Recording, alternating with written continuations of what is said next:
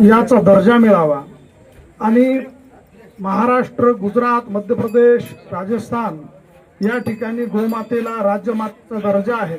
परंतु आता गोमाता ही राज्यमाता न राहता गोमाता ही राष्ट्रमाता झाली पाहिजे, या ठिकाणी आपण हे निवेदन देण्यासाठी आलेलो आहोत। आणि म्हणून अजून महत्त्वाचं असं आहे की गोमाता सत्यमुक्त भारत, गोवंश हत्यामुक्त भारत हे होण्यासाठी संपूर्ण भारत देशामध्ये आज एकाच या ठिकाणी संपूर्ण भारत देशातील प्रत्येक तहसीलमध्ये जवळजवळ 5000 तहसीलमध्ये हे निवेदन देण्यात येत आहे।